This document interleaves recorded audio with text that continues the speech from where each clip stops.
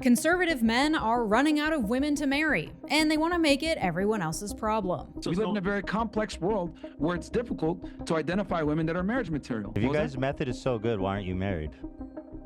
Again, Because men are the ones that decide if they want to get married. choice. So you choose not to be married. Do you plan on getting married someday? Do you think it's important? Eventually, the nuclear family is the backbone to any thriving society. But a lot of guys don't have that ability to find a woman that's worthy. You don't have that ability. I don't have that ability. You're not married. The political gender gap in the US is more severe than ever, and that's bad news for hetero marriages everywhere. Now that women can do things like get an education and open a bank account without a husband, the majority of divorces are being initiated by women, and the pool of aspiring trad wives is dwindling. But instead of attempting to, do better, conservative men would rather just remove women's rights from the marriage equation altogether. In the antiquated model of marriage that conservatives want to return to, procreation is mandatory, happiness is irrelevant, and the man is the only one with agency. From toxic masculinity to ending no-fault divorce, this is how conservatives are ruining marriage. Roll the intro.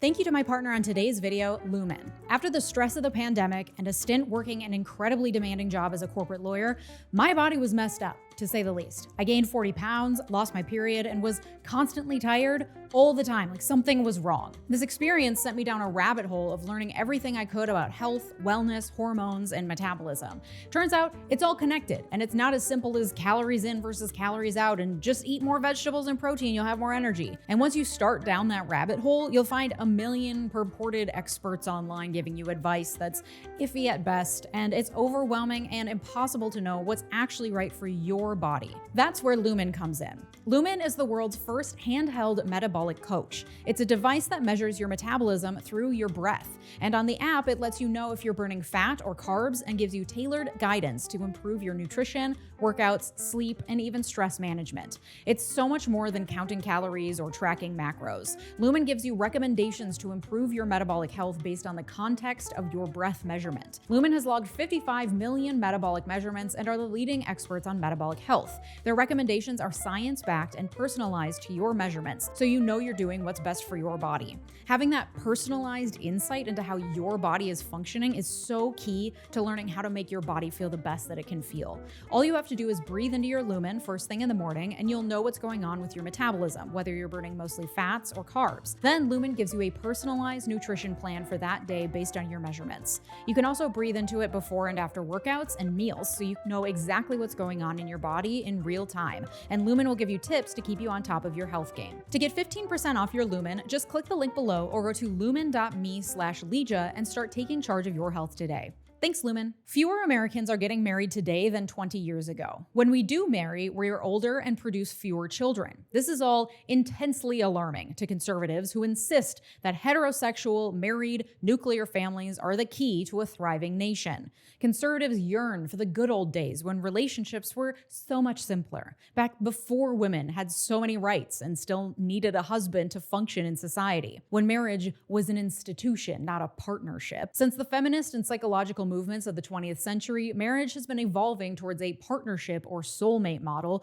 which prioritizes the happiness, fulfillment, and ongoing consent of both participants. And this model has been strengthened by policies like no-fault divorces, legal gay marriage, legal interracial marriage, and broad access to birth control, mechanisms that create greater choice and freedom for the individual participants in a marriage. And all of them will be on the chopping block if conservative lawmakers get their way.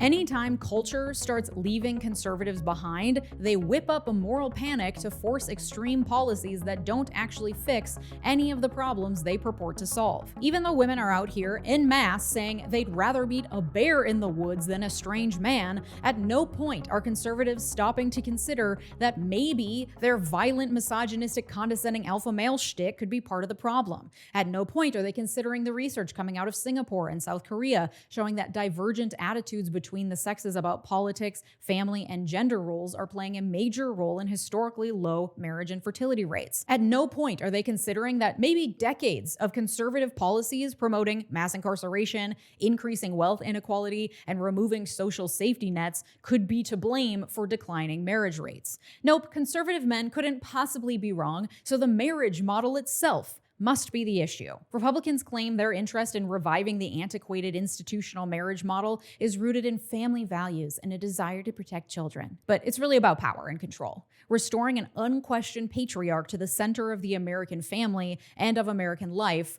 regardless of how many people are hurt as a result.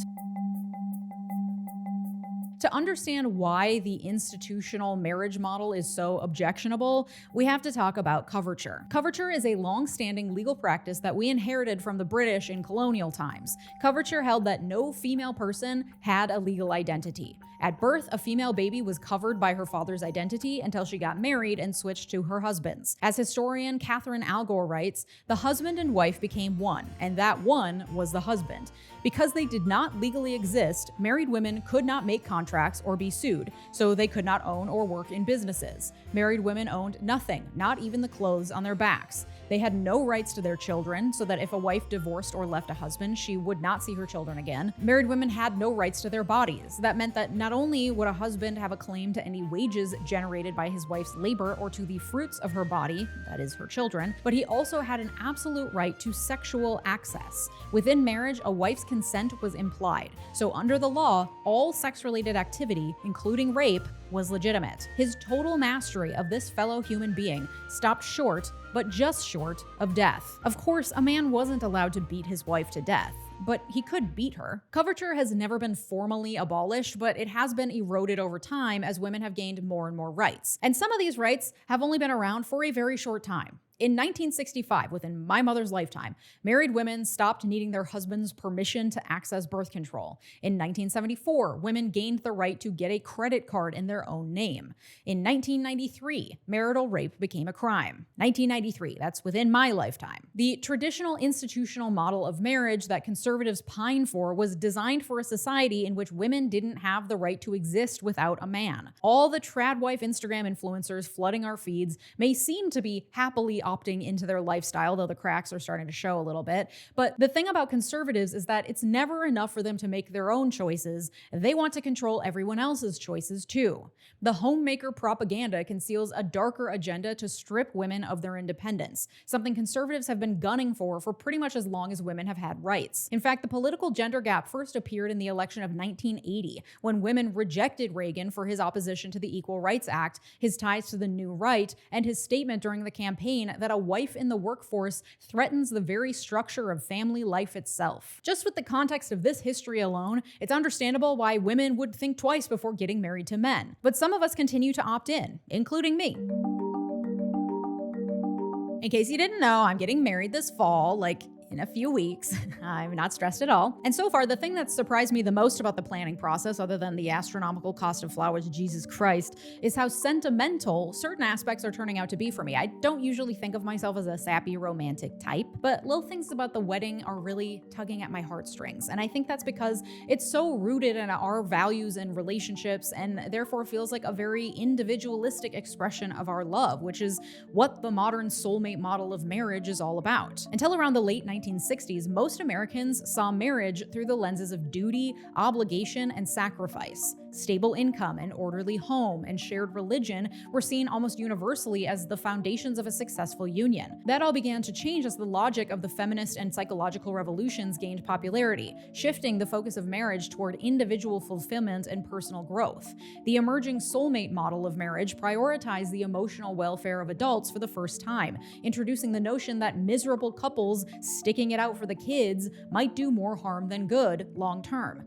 Gradually, marriage came to be seen as a container for romance, intimacy, and self-actualization instead of just a child-rearing contract. And while many of the traditional ceremonial aspects of a wedding don't really speak to me, and a piece of paper doesn't affect my commitment to my partner, putting a ring on it will come with some tangible benefits: legal, financial, and even physical. Turns out cancer is about 12% less deadly for married patients than patients who were never married, widowed, or divorced. divorced. Married couples also tend to make more preventative medical appointments and maintain healthier diets. Married couples can file taxes jointly, get a better mortgage rate with a combined household income usually, share health insurance, and avoid testifying against each other in court, which is why my partner and I will be doing crime once we are wed. Just kidding. Some other perks include paternity. Married couples usually don't need to do anything to prove the paternity of a child, which is a little legal reminder that one of marriage's earliest functions was guaranteeing the paternity of a woman's children and the preservation of a man's bloodline. Decision-making. Spouses automatically get the right to make decisions on the other's behalf if they become incapacitated. These are the kinds of rights that were sorely missed by gay men during the height of the AIDS epidemic. Without marital privileges, devoted partners were unable to make crucial medical decisions for their sick loved ones, and were even sometimes barred from hospital rooms and denied inheritance rights. Divorce. Yes, divorce is actually a benefit of marriage, at least the way many laws are currently written. Divorce provides legal protections that breakups don't. It can ensure the equal distribution of marital assets and may entitle a spouse to alimony or Social Security benefits. And though alimony is often framed as a gold digger's most coveted prize, alimony exists in part to protect against financial abuse, preventing the end of a toxic marriage. Family medical leave. Spouses are eligible for up to 12 weeks of protected time off from work to care for their partner's serious medical condition. 3 months might be enough time to help a spouse through an acute injury, but it wouldn't be nearly enough for someone facing a chronic condition or disability, and that's kind of by design. The welfare system in part disincentivizes disabled people from getting married. Living with a disability can be incredibly expensive, which is why many people with disabilities rely on assistance programs like supplemental security income, Social Security disability insurance, Medicare, Medicaid, Section 8, welfare, and food stamps. But to remain eligible for these programs, people with disabilities have to remain single and live in poverty. LGBT rights and disability activist Dominic Evans explained the catch-22 in an article for the Center for Disability Rights. When a person with a disability gets married, the government expects them to become the responsibility of their partner. For those with non-disabled partners, the rules unfairly put pressure on said partner to not only care for their disabled spouse physically, but also monetarily. When people with disabilities are forced to choose between having their basic needs met, including affordable health insurance, and getting married, it's not much of a choice at all. As Evans explains, this also unwittingly lends credence to the misconception that people with disabilities do not have relationships, are not sexual beings, and do not have the same desires for love or a family that non-disabled people are able to freely express. So to recap, marriage has many benefits, but those benefits aren't evenly distributed or accessible.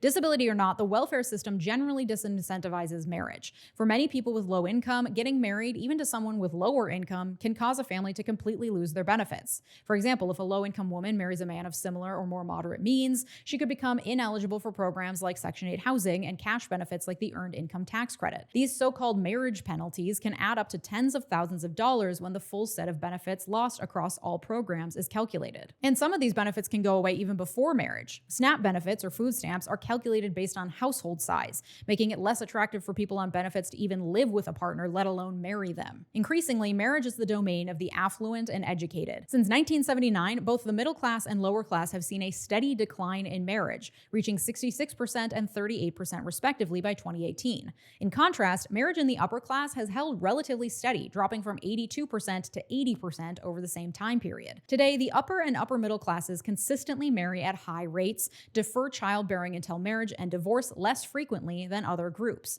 College-educated married couples are also about half as likely to get divorced as their less educated counterparts. While causation is not the same thing as correlation, the correlation between socioeconomic level and marriage is strong with this one. There are a number of theories why lower and middle class and non-college educated people are marrying less frequently or getting divorced more often if they do marry. In fact, in my research, I couldn't find any definitive answers because social scientists still aren't sure. Turns out that there are many factors that play into a person's choice to marry. Lower socioeconomic status could mean a potential loss of benefits, as we've already discussed. It could mean greater stress on the relationship because being poor is fucking stressful, meaning many relationships don't make it to marriage, and if they do, they end in divorce more often because of that stress. There's also a racial element to these numbers. Black women's marriage rates and marriage stability rates have declined more than any other racial group. Again, there's no one certain reason for this, and it's likely to do with many factors. For one, interracial relationships, while more socially acceptable now than ever, are still pretty rare, and Black men's incarceration rates and poverty rates have steadily increased over the last few decades.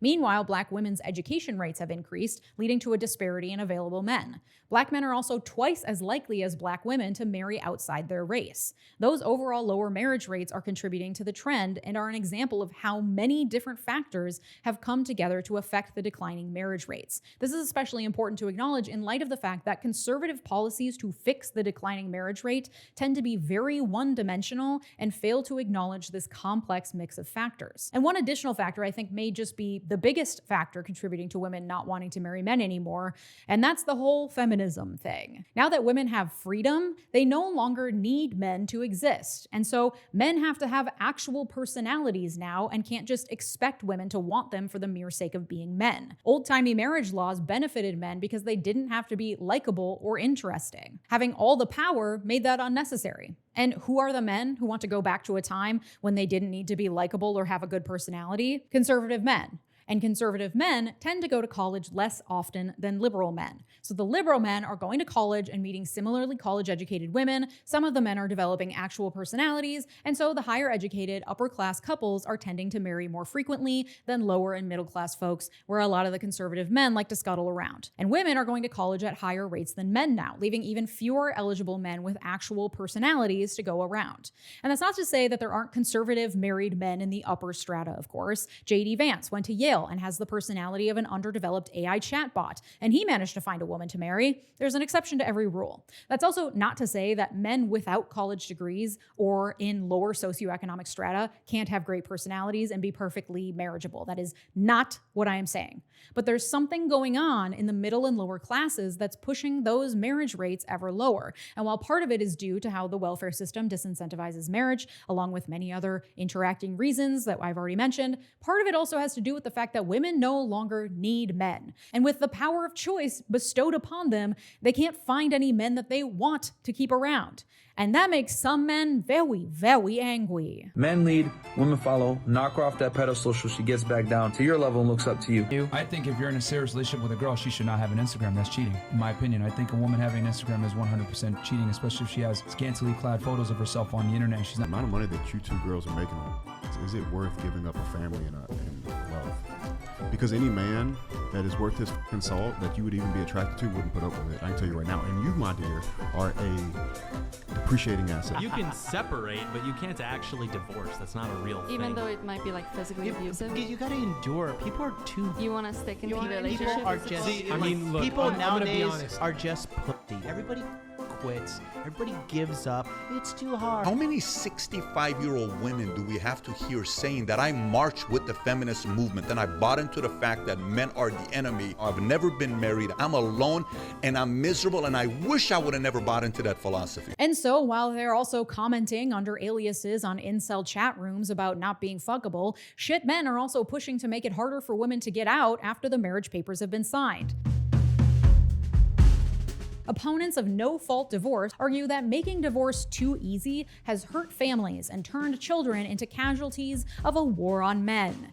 This ignores the fact that marriage rates are falling among never-before-married people as well, and it ignores the fact that divorce is, in no realm of the imagination, easy. And in reality, making divorce easier has actually produced higher quality marriages, improved outcomes for children, and saved women's lives. The year is 1969, and Governor Ronald fucking Reagan has just made California the first US state to legalize no-fault divorce, if you can believe it. He believed it was, quote, a step towards removing the acrimony and bitterness between a couple that is harmful not only to their children, but also to society as a whole. He would know Reagan's first wife, actress Jane Wyman, filed for an at-fault divorce against him in 1948 after 8 years of marriage on the grounds of extreme mental cruelty. Yikes. At-fault divorces are expensive, time-consuming, and often traumatizing. In cases where the grounds for divorce was adultery, it was required to name a co-respondent, the third party in an adultery accusation, in divorce court.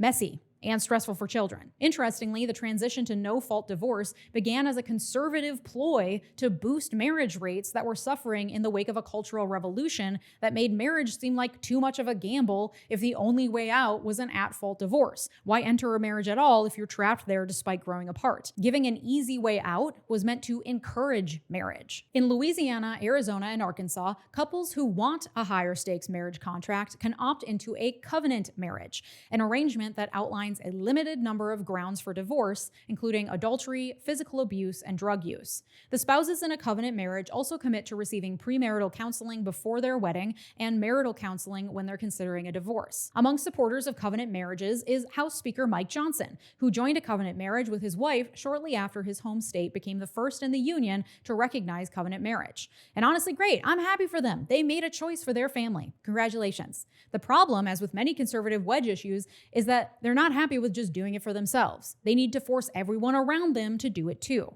In their mind, making marriage harder to get out of makes it more sacred. But ending no-fault divorce wouldn't make marriage sacred again. It would just make it a lot more dangerous. Last year, Time magazine reported that 70% of divorces in the US are initiated by women. A 2004 Stanford Business School study found that while divorce often leaves women financially worse off than men, it delivers another startling benefit.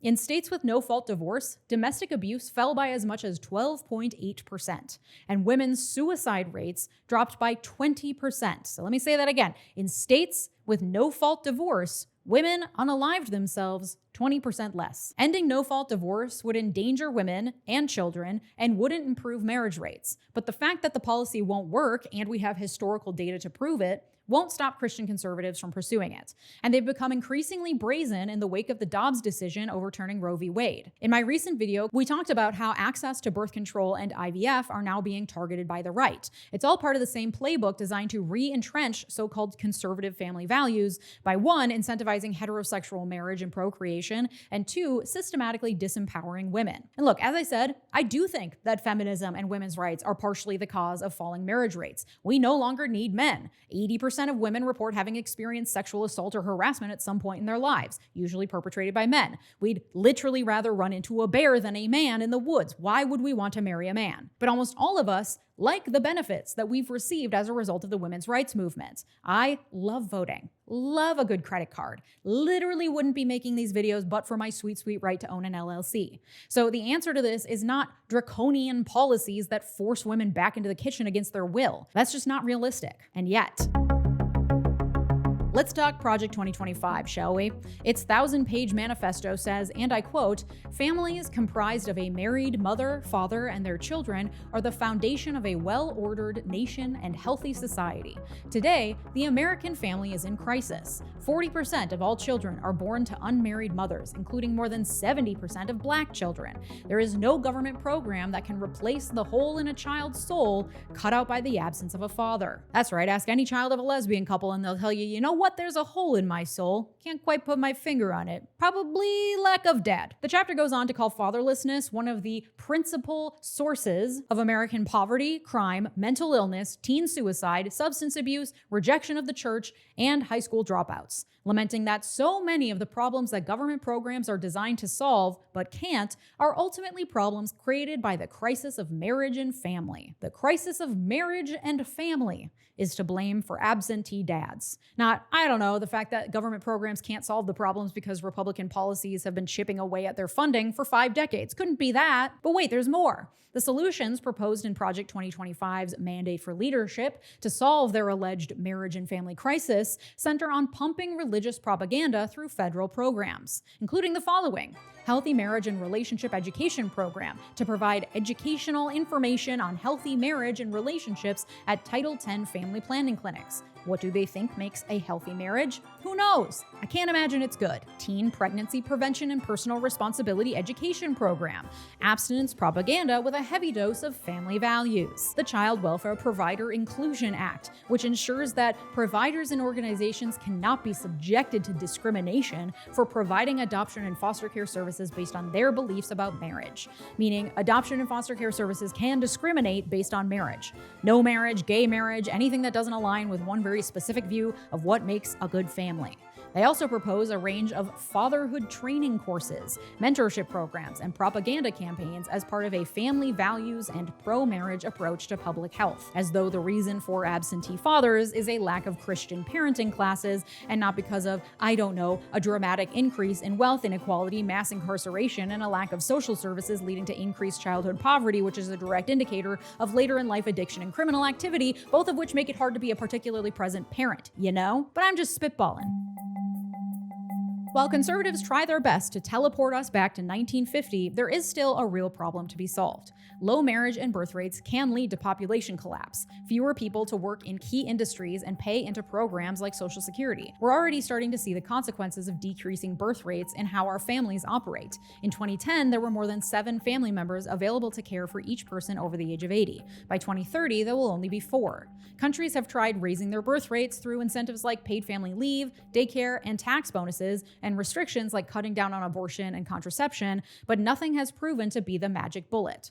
We can look to South Korea for an example of a society that seems hopelessly oppositional. In 2022, the current president was elected on an anti-feminist platform, appealing to the 80% of young South Korean men who say they're discriminated against by women like those behind the 4B movement, which promotes abstinence, no marriage, no babies, no dating, and no sex, in protest of the exceptionally sexist cultural norms in the country. This extreme division has contributed to South Korea's total fertility rate plummeting to one of the lowest in the world, with the average woman now having just 0.7 children. As with trying to find an answer to why we have plummeting marriage rates, there is no one clear answer to why we have lowering birth rates either. Obviously, the two are connected, but even couples choosing to marry are choosing not to have children at higher rates. Anecdotally, my choice to not have children is deeply personal. I think I would genuinely just have a bad time, but it's also practical. I would have far higher financial anxiety knowing that I have a human to care for and limited social safety nets if something bad happens. Childcare is astronomically expensive. Sending a child to school means accepting that they could be shot as just a fact of life.